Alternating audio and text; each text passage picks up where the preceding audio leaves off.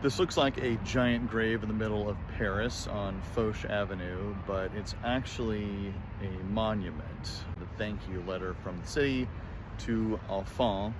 Please pardon my pronunciation. For those who don't know, in the middle of the 19th century, Paris was just completely filthy and awful and cesspool and crap everywhere. During Napoleon III's reign, he decided to clean it up and rebuild it and make it a modern European capital. Well, one of the major projects during that time was that Paris did not have what we would now consider a modern sewer system. While Alphonse back here wasn't the one who engineered and designed it, he was the one who approved the plans. Those plans were not exactly sufficient.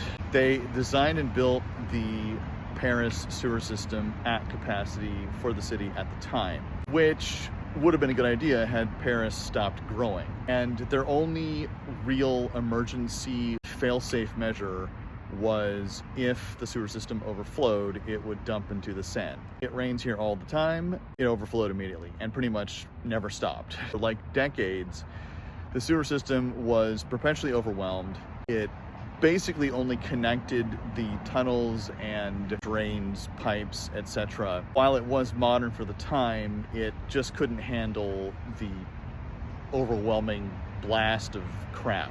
The scariest thing about all this is that Parisians were getting their drinking water from the Seine at the same time. So yes, they were drinking from the exact same wet river that they were dumping all their crap into, like constantly. There are no exact numbers because records at the time were only beginning to be taken and they perhaps weren't accurate. We can reasonably assume that thanks to this guy's lack of thoroughness, it was decades before Paris would be what we would now consider clean.